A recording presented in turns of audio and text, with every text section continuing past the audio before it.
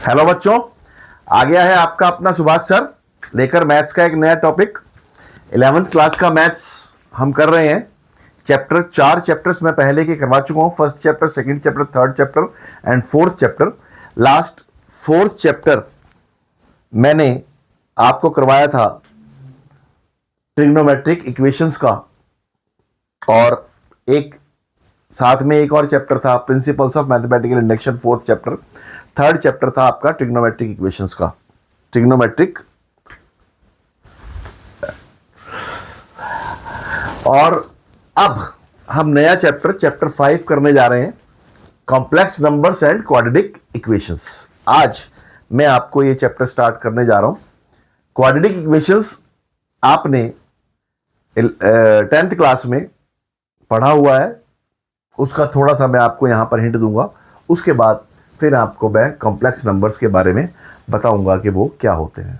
ठीक है, इससे पहले कि मैं आज का टॉपिक स्टार्ट करूं, आपसे मेरी रिक्वेस्ट कि मेरे चैनल को सब्सक्राइब, शेयर और लाइक करना बिल्कुल ना भूलें, और साथ में बेल बटन भी साथ में दबा दें ताकि मेरे आने वाली वीडियोस का नोटिफिकेशन आपको टाइम पर मिलता रहे।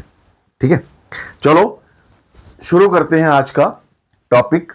आपने इक्वेशंस का मतलब तो आपको पता है, वो अलजेब्रिक एक्सप्रेशन जिस पे इज इक्वल टू का साइन लगा हुआ हो। जैसे मैं लिखता हूं ax plus b is equal to 0, ये लीनियर इक्वेशंस हैं। लीनियर इक्वेशंस क्या होती हैं, कोई बच्चा बता सकता है? लीनियर इक्वेशंस क्या होती हैं? लीनियर इक्वेशंस एक होती है 1 वेरिएबल, एक होती है 2 वेरिएबल।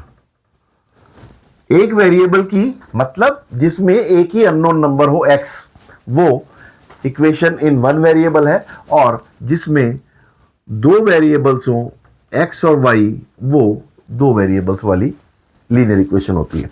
लीनियर इक्वेशन क्या होती है? जिसकी डिग्री 1 हो। ठीक है, वो आपकी लीनियर इक्वेशन होती है, डिग्री 1 हो। और एक दूसरी तरफ एक होती है क्वाड्रेटिक इक्वेशन। क्वाड्रेटिक इक्वेशन वो होती है जिसकी डिग्री 2 होती है। ठीक है, अब जैसे मैं लिखूं ax square plus b is equal to 0, या मैं लिखूं x square minus 3x plus 2 is equal to 0, ये इस फॉर्म में होती है ax square plus bx plus c is equal to 0। ये क्वाड्रेटिक इक्वेशन। डिग्री का मतलब क्या होता है? What is degree? किसी भी अलजेब्रिक एक्सप्रेशन में जो अननोन वेरिएबल की जो हाईएस्ट पावर होती है, दैट इज डिग्री। इसमें x की डिग्री 1 है, इसमें x की डिग्री, अगर कहीं x नहीं है तो उसमें x की डिग्री 0 होती है, और इसमें x की डिग्री 2 है। तो यहां पर पूरे एक्सप्रेशन में x की जो हाईएस्ट पावर है वो 2 है, तो ये डिग्री 2 की इक्वेशन कहलाएगी। इसी तरह से इसमें हाईएस्ट पावर 1 है, तो ये डिग्री 1 कहलाएगी, और इसको हम लीनियर इक्वेशंस बोलते हैं। इनको हम सॉल्व कैसे करते हैं वो हम पहले से ही कर चुके हैं। जैसे मैं 3x plus 4 is equal to 0 लिखूं तो 3x is equal to minus 4 होगा, और x is equal to minus 4/3 होगा। ये लीनियर इक्वेशंस को सॉल्व करने का तरीका था। इसी तरह से क्वाड्रेटिक इक्वेशंस को सॉल्व करने का क्या तरीका था? एक तो इसका फैक्टराइजेशन मेथड था। फैक्टराइजेशन मेथड क्या होता था कि हम ऐसे 2 नंबर्स फाइंड आउट करें जिसका सम तो -3 आए और प्रोडक्ट 2 आए। ऐसे कोई 2 नंबर्स हैं आपकी नजर में? हाँ, वो -2 और -1, -2 प्लस 1 -2 प्लस -1 -3 होता है, और -2 इंटू -1 वो 2 होता है। वो हम इसके साथ भी एक नंबर लिखा हुआ है, एक लिखा हुआ है, तो हम 1 a इंटू सी करते हैं। मतलब सम इज इक्वल टू -b/a हो और product is equal to c/a हो। इस इक्वेशन में अगर मैं ax square plus bx plus c लिखूं, ये सारी चीजें आपने 10th में पढ़ी हुई हैं। इसको मैं जस्ट आपको एक रिमाइंड करवा रहा हूं। अब क्वाड्रेटिक इक्वेशन को सॉल्व करने का तरीका क्या होता था, यहां से मैं आपको स्टार्ट करवाऊंगा और उसके बाद फिर मैं आपको कॉम्प्लेक्स नंबर्स तक लेके जाऊंगा कि कॉम्प्लेक्स नंबर्स क्या होते हैं। ठीक है, यहां पर एक चीज, जैसे हमने ये क्वेश्चन लिया था x square minus 3x plus 2 is equal to 0। इसको अगर मैं फैक्टराइजेशन मेथड से सॉल्व करूं, फैक्टराइजेशन मेथड से सॉल्व करने में इसके factors x square minus 2x minus x plus 2 is equal to 0 होगा। अभी मैंने किया था ना, -2 -1 जो है -3 होता है, -2 इंटू -1 प्लस 2 होता है। तो यहां से x मैंने कॉमन ले लिया तो ये x -2 हो गया, यहां से -1 कॉमन ले लिया तो ये x -2 हो गया, और इसमें से टोटल में से x -2 अगर मैं कॉमन ले लूं, यहां पर x -1 बट गया इज इक्वल टू 0। और इसको अगर मैं सॉल्व करूं, x is equal to x -2 is equal to 0 और x -1 is equal to 0। This gives x is equal to 2 और x इज इक्वल टू 1। ठीक, ये जो इसके दो सॉल्यूशंस हुए, x के मान 2 और 1 हुआ। इसी तरह से इसका एक दूसरा मेथड था, x square minus 3x plus 2 is equal to 0 होता था। वो जनरल इक्वेशन हमारी ax square plus bx plus c is equal to 0 होती थी। उसमें हम एक डिस्क्रिमिनेंट निकालते थे, d is equal to b square minus 4ac। ठीक है, बी स्क्वायर माइनस 4ac मतलब b मतलब -3, तो -3 का whole square minus 4 into a 1 है और c 2 है, ये आया 9 माइनस 8 इज इक्वल टू 1। और फिर हमारा x निकालने का फार्मूला होता था -b plus minus √d divided by 2a। ठीक है, इसको हम अगर पुट करें वैल्यू, -b का मतलब -3 plus minus √1 divided by 2 into 1, this is 3 plus minus 1 divided by 2। यहां से आया 3 plus 1 4, 4 divided by 2 is 2 and 3 minus 1 2, 2 divided by 2 is 1। Answer जो है 2 और 1 इसके आंसर आ गए। ये फैक्टराइजेशन मेथड होता था, ये आपका डिस्क्रिमिनेंट मेथड होता था। ये क्वाड्रेटिक इक्वेशन सॉल्व करने का तरीका होता था। अब यहां पर आपने एक चीज और सीखी थी, वो एक चीज क्या थी कि यहां पर अगर d is equal to d अगर ग्रेटर देन 0 आता है तो हम लिखते हैं 2 different real roots. 2 different real roots होंगे, मतलब एक 2 और एक 1, दो अलग अलग होंगे। और पहली कंडीशन ये थी, दूसरी कंडीशन थी if d is less than d is equal to 0। अगर d 0 इक्वल होता था तो हम कहते थे 2 इक्वल रूट्स होंगे इसके, तो हम कहलाएंगे इक्वल रूट्स। तो अगर इस क्वेश्चन में d 0 होता तो वो होता 3 प्लस माइनस 0 डिवाइडेड बाय 2, तो एक ही आंसर हो जाता उसका 3/2, और उसके दोनों के दोनों रूट्स जो है 2 इक्वल रूट्स कहलाते, तो हम 3/2 और 3/2 दो रूट्स उसके कहलाते।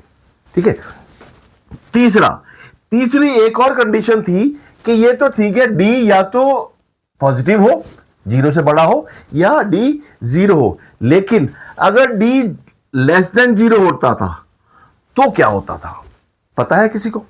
क्या लिखते थे हम उसमें? वहां पर हम लिखते थे नो रियल रूट्स।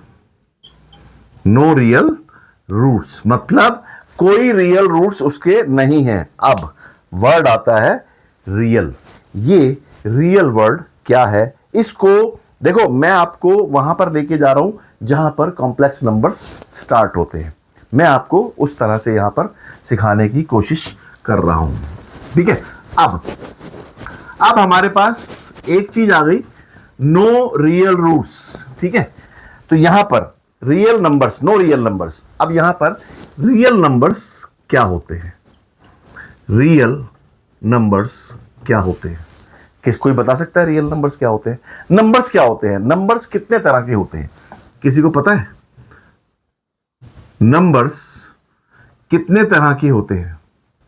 ठीक है, नंबर्स एक हमने पढ़ा था नेचुरल नंबर्स। नेचुरल नंबर्स क्या होते हैं? One, counting 1 to infinite. ठीक है, तो यहां पर इसको हम सिंबल होता है इसका n। नेचुरल नंबर्स को हम n से डिनोट करते हैं। और एक होता था हमारा होल नंबर्स। होल नंबर्स को हम w से डिनोट करते थे। ठीक है, एक होता था हमारा इंटीजर्स। इंटीजर्स को हम z से डिनोट करते थे। एक होता था हमारा रैशनल नंबर्स। ठीक है, इंटीजर्स, रैशनल नंबर्स। और रैशनल नंबर्स क्या होता को हम किस चीज से डिवाइड कोट करते थे? q। रैशनल नंबर्स को हम q उसका साइन होता है। ठीक है, फिर एक और आता है इर्रेशनल नंबर्स। ठीक है, ये हमारे इतने नंबर्स होते हैं। इर्रेशनल नंबर्स को हम डिनोट करते हैं आई से। ठीक, अब नेचुरल नंबर्स हमारे क्या होते हैं? Counting 1 to infinity. ठीक है, होल नंबर्स हमारे क्या होते हैं? 0 से स्टार्ट होकर 1 2 3। ठीक है, 0 प्लस नेचुरल नंबर्स। इंटीजर्स हमारे क्या होते हैं? Negative numbers plus whole numbers. मतलब नेगेटिव नंबर्स में अगर होल नंबर्स, पॉजिटिव नंबर्स और नेगेटिव नंबर्स इंक्लूडिंग 0। और रैशनल नंबर्स हमारे वो होते हैं जो p बाई क्यू की फॉर्म में लिखे जा सके, लेकिन q इज इक्वल टू 0 ना हो, q is not equal to 0 हो। और इर्रेशनल नंबर्स वो होते हैं जो कि नॉट रैशनल हो। जो रैशनल नहीं है वो इर्रेशनल नंबर है। ठीक, ये नंबर्स का एक डेफिनेशन हुआ करती थी। अब इसको इसको इसको इसको और इनको, इन सबको मिलाकर जो एक नंबरों का ग्रुप बनता था उसको हम बोलते हैं रियल नंबर्स। ठीक है, मतलब या तो आंसर आपका हम लिखते हैं कि रियल रूट्स। रियल नंबर्स का मतलब या तो वो नेचुरल नंबर हो, या वो होल नंबर हो, या इंटीजर्स हो, या रैशनल नंबर हो, या इर्रेशनल नंबर हो, वो सारे के सारे कलेक्टिवली रियल नंबर्स कहलाते हैं। तो इनको हम रियल नंबर्स बोलते हैं। तो रियल नंबर्स की डेफिनेशन मैंने आपको बताई कि रियल नंबर्स क्या होते हैं। सारे नंबर्स को मिलाकर हम रियल नंबर्स बोलते हैं। ये मैंने आपको नंबर्स की एक डेफिनेशन बताई। अब क्या हो अगर कोई नंबर रियल ना हो? ठीक है, अब आपने एक चीज देखी होगी कि अगर मैं लिखूं d is b square minus 4ac is less than 0। अब ये अगर b square minus 4ac is equal to less than 0 हो तो उसको हम कैसे डिफाइन करेंगे? ठीक है, क्या क्या लिखेंगे इसको? अगर b is equal to less than 0 हो तो b अगर लेस देन 0 हो गया तो वो क्या कहलाएगा? बताओ। b को अगर b स्क्वेयर माइनस 4ac अगर मैं नेगेटिव कर दूं तो वो क्या होगा? कोई बताएगा? b जो है b square minus 4ac negative हो तो क्या होगा उसका? हमें एक चीज और निकालनी होती है कि इसका स्क्वायर रूट भी निकालना होता है। ठीक है, अगर मैं कहूं square root of -1 is equal to, क्या -1 का स्क्वायर रूट निकाला जा सकता है? अगर मैं लिखूं x square plus 1 is equal to 0 is a natural number, is a quadratic equation. और इसको अगर मैं सॉल्व करूं तो ये आया x square is equal to -1 and x is equal to root -1 का स्क्वायर रूट, -1 का स्क्वायर रूट। क्या -1 का स्क्वायर रूट हम निकाल सकते हैं? ठीक है, अब यहां पर क्या किया कि ये जो -1 है इसको हम एक इमेजिनरी नंबर एज्यूम कर लेते हैं। हमने -1 को is equal to i assume कर लिया। हमने मान लिया कि -1 इज इक्वल टू आई है। अब ये जो -1 नंबर है ये इसको मैंने माना है, ये मैंने इमेजिन किया है, इट इज इमेजिन्ड। ठीक है, मैंने इसको एज्यूम किया है कि ये आई है। तो इस तरह के नंबर्स को हम बोलते हैं इमेजिनरी नंबर्स। ये रियल नंबर्स नहीं है। जो नंबर्स रियल ना हो उनको हम इमेजिनरी नंबर्स बोलते हैं, और इमेजिनरी नंबर्स के मैथमेटिक्स को हम कॉम्प्लेक्स नंबर्स बोलते हैं। ठीक है, तो आपका कॉम्प्लेक्स नंबर्स क्या होता है? What is complex numbers? Complex numbers क्या होता है? कॉम्प्लेक्स नंबर होता है इमेजिनरी नंबर्स। अब इमेजिनरी नंबर्स को हम कैसे सॉल्व कर पाएंगे?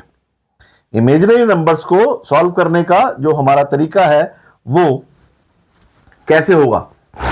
अब इमेजिनरी नंबर्स को हम ये, अगर हम इसको ऐसे लिखें, z is equal to a plus b iota. ये आयोटा जो है, इसको i को हम आयोटा भी बोलते हैं, इसका नाम होता है आयोटा। इसको हम मैथमेटिक्स की भाषा में इस सिंबल को, जैसे हम इसको थीटा बोलते हैं, इसको फाई बोलते हैं, इसको साई बोलते हैं, इसको गामा बोलते हैं, ठीक है ना, ऐसे है। ये जो चीजें हैं थीटा बीटा, और इसको बीटा बोलते हैं, इसी तरह से इस सिंबल को हम आयोटा बोलते हैं। ठीक है, मैथमेटिक्स में इस सिंबल को हम आयोटा बोलते हैं। और आयोटा वाले नंबर्स जो है वो सारे के सारे कॉम्प्लेक्स नंबर्स होते हैं। कॉम्प्लेक्स नंबर्स को हम क्या करें? Complex numbers are not real and consists of real and imaginary part. मतलब इस कॉम्प्लेक्स नंबर में रियल पार्ट भी होगा और इमेजिनरी पार्ट भी होगा। ठीक है, तो यहां पर ये जो एक पार्ट है, ये पहले वाला पार्ट, इसमें आयोटा नहीं है और इसमें आयोटा है। जिसके साथ आयोटा है वो कहलाएगा आपका रियल पार्ट, और जिसके साथ आयोटा है वो कहलाएगा इमेजिनरी पार्ट। तो हम यहां पर कहेंगे real of z is equal to a and imaginary of z is equal to b iota. इसको इमेजिनरी पार्ट बोलेंगे, इसको रियल पार्ट बोलेंगे। अब कॉम्प्लेक्स नंबर्स का आपको एक सिस्टम समझ में आया कि complex numbers a plus b iota होता है, और iota is equal to square root of -1 होता है। अब आयोटा को अगर हम सॉल्व करें तो वो कैसे सॉल्व कर पाएंगे हम? Let us try. आयोटा को हम कैसे सॉल्व करेंगे? अब हमने एक लिखा कि आयोटा इज इक्वल टू -1 का स्क्वायर रूट। ठीक है, यहां पर iota square is equal to क्या हुआ? Iota square is equal to -1 square का स्क्वायर इज इक्वल टू -1, तो iota square is equal to -1 होता है। ठीक है, और iota cube is equal to, इसको हम आयोटा स्क्वायर इंटू आयोटा लिख सकते हैं, is equal to -1, iota square -1 है, into iota, and it is equal to iota. Iota cube is equal to iota होता है। आयोटा 4 इज इक्वल टू, हम इसको आयोटा स्क्वायर का whole square is equal to -1 का whole square is equal to 1 लिख सकते हैं इसको, और आयोटा 5 को हम आयोटा 4 इंटू आयोटा लिख सकते हैं, और आयोटा 4, अब यहां पर ध्यान रखना है कि आयोटा 4 इज इक्वल टू 1 होता है। अब आयोटा 4 1 है, आयोटा की पावर 8 भी 1 है, आयोटा की पावर 12 भी 1 है, आयोटा की पावर 16 भी 1 है, या हम इसको कंटिन्यू करें तो आयोटा की पावर 4 इंटू के वो भी इज इक्वल टू 1 होगा। अगर आयोटा की पावर 4 का मल्टीपल है तो उसका आंसर हमेशा 1 होगा। तो इसलिए अगर हमने कभी भी आयोटा की वैल्यू निकालनी हो तो आपको आयोटा स्क्वायर की वैल्यू पता होनी चाहिए। आयोटा की वैल्यू आयोटा ही है, एक तो आयोटा है, आयोटा स्क्वायर है, आयोटा क्यूब है, और आयोटा 4 की वैल्यू पता हो। इसके बाद की वैल्यूज निकालने के लिए आपको उसको आयोटा 4 में कन्वर्ट करना है। जैसे मैं एक लिखता हूं आयोटा की पावर 27 की वैल्यू निकालनी है, ठीक है, इसको 4 के मल्टीपल में कन्वर्ट कर लो। 4 के मल्टीपल में कन्वर्ट करके ये आयोटा 4 इंटू 6 हो गया, ठीक है, इंटू आयोटा क्यूब, ठीक है, ये आयोटा का 24 इंटू 3, 24 प्लस 3 27 हो जाएगा। अब iota cube is equal to आपको पता है आयोटा होता है, तो ये iota cube is equal to minus iota होता है, ठीक है, इट इज माइनस आयोटा। और आयोटा 5 जो है आपका वो होगा आयोटा, ठीक है। अब यहां पर आयोटा क्यूब आपका, अगर आपको नहीं समझ में आ रहा तो आप इसकी जगह तो रख दो 1, इसको रखो आयोटा स्क्वायर और इसको रखो आयोटा, ये हुआ 1 into -1 into iota is equal to minus iota. ये आयोटा की power 27 is equal to minus iota हो गया। जरूरी नहीं है कि ये आंसर प्लस भी हो सकता है। वो कैसे होगा? अगर मैं आंसर निकालना चाहूं आयोटा की पावर 33, तो आयोटा की पावर 33 निकालने के लिए मैं इसको आयोटा की पावर 32 इंटू आयोटा लिख सकता हूं। 4 के मल्टीपल में लिखना है मैंने, बस ये ध्यान रखना है, आयोटा 4 हमारा +1 होता है। तो इसको आयोटा 32 जो है हमारा आयोटा 4 इंटू 8 हो गया, into iota is equal to ये हुआ 1 into iota is equal to iota, ठीक है। तो आयोटा 33 जो है वो हमारा आयोटा हुआ, आयोटा 27 हमारा माइनस आयोटा हुआ। तो इसका आंसर, अब आयोटा का आंसर जो है, आयोटा की पावर n का आंसर क्या हो सकता है? या तो 1 होगा, या -1 होगा, या आयोटा होगा, या माइनस आयोटा होगा। बस इन 4 के अलावा आयोटा की पावर का और कोई वैल्यू नहीं होगी। या तो -1 होगा, या +1 होगा, या प्लस आयोटा होगा, या माइनस आयोटा होगा। आपने आयोटा की वैल्यूज को ऐसे सॉल्व करना है। ये आपका कॉम्प्लेक्स नंबर्स का बेसिक कंसेप्ट है।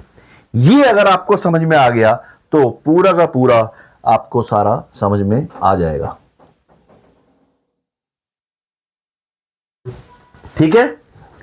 अब आगे, अब हम कॉम्प्लेक्स नंबर्स किस तरह से होते हैं, उनमें क्या क्या ऑपरेशंस हम करते हैं, उनको किस किस से हम उनमें एडिशन कैसे करेंगे, उनमें सब्ट्रैक्शन कैसे करेंगे, उनका मल्टीप्लाई कैसे करेंगे, अब हम ऑपरेशंस ऑन कॉम्प्लेक्स नंबर्स सीखेंगे। कॉम्प्लेक्स नंबर्स का आपको अगर इतना पोर्शन समझ में आ गया है तो आगे कॉम्प्लेक्स नंबर्स आपको समझने में कोई मुश्किल नहीं होगी। और फिर इससे रिलेटेड हम क्वाड्रेटिक इक्वेशंस करेंगे जिनमें कॉम्प्लेक्स नंबर्स का यूज होगा, ठीक है। अब कॉम्प्लेक्स नंबर मैंने आपको बताया था, उसके रियल और इमेजिनरी पार्ट 2 पार्ट में होता है। और कॉम्प्लेक्स नंबर्स को हम z, कॉम्प्लेक्स नंबर्स का जैसे हम नेचुरल नंबर्स को n से डिनोट करते हैं और होल नंबर्स को w से डिनोट करते हैं, इंटीजर्स को हम z से डिनोट करते हैं, उसी तरह से कॉम्प्लेक्स नंबर्स को हम c से डिनोट करते हैं। कॉम्प्लेक्स नंबर्स का जो सिंबल है वो c है, z नहीं है। ये तो मैं इसको z इज इक्वल टू एक कॉम्प्लेक्स नंबर मान के चल रहा हूं। इट इज एज्यूम्ड z वैसे इंटीजर्स होता है, लेकिन यहां पर इस z का मतलब इंटीजर्स नहीं है। मैंने ये एक सिंबल लिया है, इसको मैं यहां पर x इज इक्वल टू भी ले सकता हूं। ठीक है, वो कुछ भी ले सकता हूं मैं। यहां पर जनरली हम z ही एज्यूम करते हैं, तो इसलिए कॉम्प्लेक्स नंबर्स को हम z एज्यूम करके लिखते हैं। इंटीजर्स, ना इसका मतलब इंटीजर्स है, ना इसका मतलब कॉम्प्लेक्स नंबर्स है। ये हमारी एजम्पशन है। तो z is equal to a plus iota b और is equal to a plus b iota, हम इसको इस फॉर्म में लिखते हैं। ये हमेशा यहां पर real part of z, real z is equal to a और इमेजिनरी z मतलब is equal to b i. मतलब इसका हमें रियल पार्ट के लिखना है और इमेजिनरी पार्ट लिखना है। रियल पार्ट क्या है और इमेजिनरी पार्ट क्या है, वो हमने अलग अलग इसका बताना है।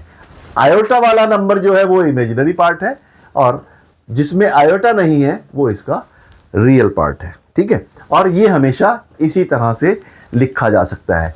इसको अगर मैं z is equal to a plus 0 iota भी लिख सकता हूं, या is equal to 0 plus 1 iota भी लिख सकता हूं, या इसको 0 प्लस b आयोटा भी लिख सकता हूं। ठीक है, लेकिन अगर z इज इक्वल टू 1 है, ठीक है, वो कहता है कि इसको आयोटा की फॉर्म में लिखो, तो हम इसको 1 प्लस 0 आयोटा की फॉर्म में लिख सकते हैं। ठीक है, और अगर z is equal to iota लिखा हुआ है और इसको कहता है कि वो पूरे कॉम्प्लेक्स नंबर इस फॉर्म में लिखो, a प्लस बी आयोटा के फॉर्म में, तो यहां पर रियल पार्ट 0 है, तो इसके हम, तो यहां पर इसमें रियल पार्ट 0 है, इसमें इमेजिनरी पार्ट 0 है, तो इसको भी हम कॉम्प्लेक्स नंबर, ये प्योर इमेजिनरी कहलाता है, ये प्योर रियल नंबर कहलाता है। इसको हम बोलते हैं प्योर रियल और ये प्योर इमेजिनरी। जिसमें रियल पार्ट 0 हो वो प्योर इमेजिनरी है, और जिसमें इमेजिनरी पार्ट 0 हो वो प्योर रियल नंबर है। ठीक है, ये हमारा जो है इसका रियल पार्ट और इमेजिनरी पार्ट वाला पोर्शन का क्वेश्चन हो गया। अब इसमें इस तरह का अगर क्वेश्चन हमने करना हो तो हम क्वेश्चन किस तरह का करेंगे, लेट अस ट्राई कि उन क्वेश्चंस को हम कैसे करेंगे। एक क्वेश्चन है इसमें, इफ, अच्छा हाँ, एक चीज और कि दो नंबर्स अगर इक्वल हैं, ठीक है, दो, if z1 is equal to a plus b iota and z2 is equal to c plus d iota, then z1 is equal to z2 if and only if a is equal to c and b is equal to d। मतलब real part के equal है और imaginary part के equal है, तो दोनों के दोनों कॉम्प्लेक्स नंबर्स वो इक्वल होंगे। अगर मैं इसको लिखूं यहां पर 3 प्लस 2 आयोटा और इसको भी मैं लिखूं 3 प्लस 2 आयोटा, यहां पर a is equal to c है और b is equal to d है, ये इज इक्वल टू 3 है और ये इज इक्वल टू 2 है, तो यहां पर रियल पार्ट इक्वल दोनों में सेम है, इमेजिनरी पार्ट दोनों में सेम है। This implies z1 is equal to z2, तो दोनों के दोनों इक्वल होंगे। मतलब दो रियल नंबर, दो जो कॉम्प्लेक्स नंबर्स है वो इक्वल तब होंगे जब उनके रियल पार्ट्स और इमेजिनरी पार्ट्स आपस में इक्वल है। अब जैसे इसका एक मैं क्वेश्चन अगर लेके चलूं कि if 4x plus 3x minus y, 4x plus 3x minus y iota is equal to 3 plus iota into 6, कहता है फाइंड एक्स एंड वाई। ठीक है, if find x and y, यहां पर हमें एक्स और वाई की वैल्यूज निकालनी है। अब इसका मतलब क्या है कि ये दोनों इक्वल हैं। दो कॉम्प्लेक्स नंबर्स मैंने बताया था अगर इक्वल हो तो इसका मतलब क्या हुआ कि रियल पार्ट के इक्वल है और इमेजिनरी पार्ट के इक्वल है। इसका मतलब हुआ 4x is equal to 3 and 3x minus y is equal to -6। ये आ गया। यहां से x इज इक्वल टू 3/4 आया और यहां पर x की वैल्यू पुट कर दी 3 into 3/4 minus y is equal to -6, then it is equal to 9/4, ये 6 इधर ले आए, plus 6 is equal to y and this is gives y is equal to 24 plus 9 33/4। तो ये हमारे दो आंसर हो गए 3/4 एंड 33/4। ये इसके दोनों के आंसर्स हो गए। तो इसका मतलब अगर दो कॉम्प्लेक्स नंबर्स इक्वल हैं तो उसका मतलब क्या है कि दोनों के रियल पार्ट्स इक्वल है और इमेजिनरी पार्ट्स इक्वल है। इसके क्वेश्चंस हम करेंगे, अभी आप सिर्फ कॉन्सेप्ट लिखते चले जाओ और उसके बाद फिर मैं आपको इसके क्वेश्चंस करवाऊंगा। ठीक है, अब इसमें अगला टॉपिक आता है कि कॉम्प्लेक्स नंबर्स में ऑपरेशंस हम कैसे लगाते हैं, दो कॉम्प्लेक्स नंबर्स को हम एडिशन कैसे करेंगे। एडिशन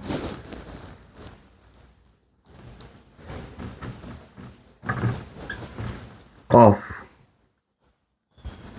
कॉम्प्लेक्स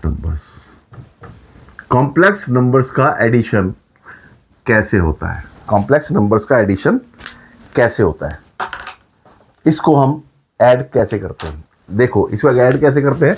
अगर हम z1 is equal to a plus b iota ले और z2 is equal to c plus d iota ले तो z1 plus z2 is equal to क्या होगा। इनको ऐड कैसे करते हैं तो हम करेंगे a plus b iota plus c plus d iota और is equal to a plus, इसको मैं c प्लस इन दोनों में से आयोटा कॉमन ले लूं तो b प्लस डी आयोटा, ये इसका एडिशन होगा। इसका मतलब क्या है, add real parts and imaginary parts, इन दोनों के रियल पार्ट्स और इमेजिनरी पार्ट्स को ऐड कर दो, इसको इसके साथ ऐड कर दो और इसको इसके साथ ऐड कर दो, बस ये आपका एडिशन हो जाएगा।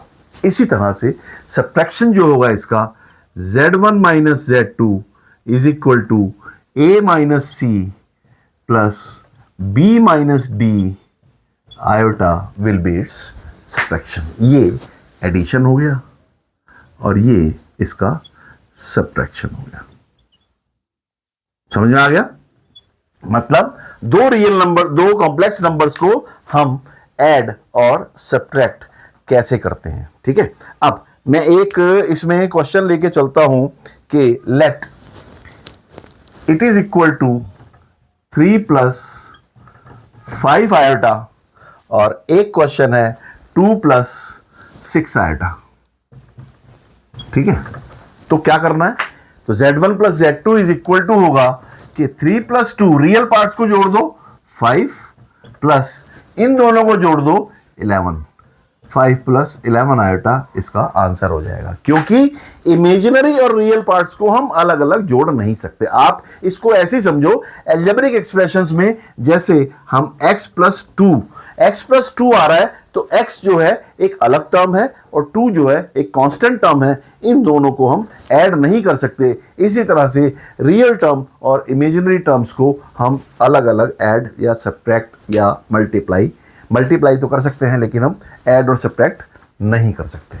ठीक है, ये एक इंपॉर्टेंट चीज है। और अगर इसमें हमने z माइनस Z2 निकालना है तो इनको 3 माइनस 2 1 और 5 minus 6 minus 1 iota, it is equal to 1 minus iota. ये इसका सब्ट्रैक्शन हो जाएगा। ठीक है। अब एक चीज और देखो यहां पर कि Z1 प्लस Z2 जो एडिशन है वो भी एक कॉम्प्लेक्स नंबर आ रहा है। Z1 एक कॉम्प्लेक्स नंबर है, Z2 एक कॉम्प्लेक्स नंबर है और Z1 प्लस Z2 एडिशन भी एक कॉम्प्लेक्स नंबर है। इसी तरह से सब्ट्रैक्शन भी एक कॉम्प्लेक्स नंबर है। तो यहां पर इसका मतलब क्या हुआ, closure property hold good. Closure property on addition and subtraction of complex numbers hold good. मतलब कि दो कॉम्प्लेक्स नंबर्स का सम हमेशा एक कॉम्प्लेक्स नंबर होगा और दो कॉम्प्लेक्स नंबर्स का डिफरेंस हमेशा एक कॉम्प्लेक्स नंबर होगा। दूसरा, Z1 plus Z2 will always be equal to Z2 plus Z1। ये दोनों इक्वल होंगे, ये और ये। Z1 plus Z2 is equal to Z2 plus Z1, मतलब कि ये कम्यूटेटिव भी होते हैं, ये कम्यूटेटिव भी होते हैं। Closure property holds good, commutative property hold goods. यहां पर क्लोजर प्रॉपर्टी होल्ड गुड्स, यहां पर कम्यूटेटिव प्रॉपर्टी सब्ट्रैक्शन में ट्रू नहीं होती है। ठीक है। इसी तरह से यहां पर एसोसिएटिव प्रॉपर्टी ट्रू होती है और यहां पर एसोसिएटिव प्रॉपर्टी ट्रू नहीं होती है। यहां पर ये ट्रू नहीं होती है एसोसिएटिव प्रॉपर्टी। एसोसिएटिव प्रॉपर्टी क्या होती है कि Z1 plus Z2 plus Z3 is equal to Z1 plus Z2 plus Z3। मतलब कि एसोसिएटिव प्रॉपर्टी आप लोगों को पता ही है कि आप लोगों ने शुरू से सिक्स्थ से आप कम्यूटेटिव प्रॉपर्टी, एसोसिएटिव प्रॉपर्टी, ये तो मैं तुम्हें ये बता रहा हूं कि ये प्रॉपर्टीज इन पे लागू होती हैं। और मतलब addition of complex numbers is commutative as well as associative, and subtraction में कम्यूटेटिव और एसोसिएटिव प्रॉपर्टी नहीं लगती। ये क्लोजर प्रॉपर्टी एडिशन और सब्ट्रैक्शन दोनों में लगती है। एक इसमें एक और चीज आती है कि एडिटिव इनवर्स ऑफ, अगर एक हमें z इज इक्वल टू, यहां पर एक हमें अगर दे रखा है कि z is equal to a plus b iota, then minus z will be equal to minus of a plus b iota and equal to minus a minus b iota. मतलब हम दोनों को नेगेटिव कर देंगे और इसको हम माइनस z को हम एडिटिव इनवर्स बोलते हैं। मतलब एडिटिव इनवर्स क्या होता है, आप लोगों ने ये सारी चीजें की हुई हैं, मैं सिर्फ आपको रिमाइंड कराने के लिए चीजें करवा रहा हूं। बाकी ये आप छठी से लेकर और 10वीं 11वीं तक सब कुछ 10वीं तक सीख चुके हो। एडिटिव इनवर्स क्या होता है कि अगर किसी नंबर में उसका एडिटिव इनवर्स जोड़ दिया जाए तो उसका आंसर हमेशा 0 आता है, दैट इज एडिटिव इनवर्स। मतलब अगर मैं इन दोनों को जोड़ूं तो a minus a plus b minus b दोनों 0 आ जाएंगे। 0 को आयोटा के साथ मल्टीप्लाई करेंगे तो 0 आएगा, तो z का आंसर पूरा का पूरा 0 आ जाएगा। इसलिए इसको इसका एडिटिव इनवर्स बोला जाता है। ठीक है। ये आपका एडिशन और सब्ट्रैक्शन ऑफ कॉम्प्लेक्स नंबर्स हो गया। इसमें कोई बहुत बड़ी चीज नहीं है। ये सिंपल, जैसे आपने अलजेब्रिक एक्सप्रेशंस को एडिशन सब्ट्रैक्शन किया था वैसे ही इनको एडिशन सब्ट्रैक्शन करना है। रियल पार्ट को रियल पार्ट से ऐड करना है, इमेजिनरी पार्ट को इमेजिनरी पार्ट से ऐड और सब्ट्रैक्ट करना है। यही इसका एडिशन और सब्ट्रैक्शन वाला फॉर्मूला हम अप्लाई करेंगे। ठीक है। अब ये तो करा दिया मैंने आज इसका एडिशन और सब्ट्रैक्शन। कल इसका मैं बाकी के मतलब मल्टीप्लिकेशन और डिवीज़न करवाऊंगा और इसके बाद इसमें 2 टॉपिक्स हो रहे हैं, फिर कॉम्प्लेक्स नंबर का पार्ट हमारा फिनिश हो जाएगा। फिर हम इस पे कुछ क्वेश्चंस करेंगे और फिर उसके बाद क्वाड्रेटिक इक्वेशंस लेंगे हम। क्वाड्रेटिक इक्वेशंस वो वाली हैं इसमें जिसमें कि b² - 4ac लेस देन 0 हो। नेगेटिव वालों का हम क्वाड्रेटिक इक्वेशंस को कैसे सॉल्व करते हैं वो यहाँ पर पॉजिटिव d², अगर d मोर देन 0 है या इज इक्वल टू 0 है उसको तो हमने सॉल्व करना पहले ही सीख चुके हैं, लेकिन अगर नेगेटिव हो तो उसको हम कैसे करेंगे वो हम इस कॉम्प्लेक्स नंबर्स के मेथड से सीखेंगे। ठीक है, आज की क्लास मैं यहीं ख़त्म करता हूं और जाने से पहले आपसे रिक्वेस्ट कि मैथ्स को आपने रटना नहीं है, मैथ्स को समझना है। इसीलिए मैथ्स को रटो मत, पढ़ते रहो, आगे बढ़ते रहो और मुझसे सवाल पूछते रहो और चैनल को सब्सक्राइब भी करते रहो, लाइक भी करते रहो और शेयर भी करते रहो। Thank you very much. मिलते हैं फिर अगली क्लास में।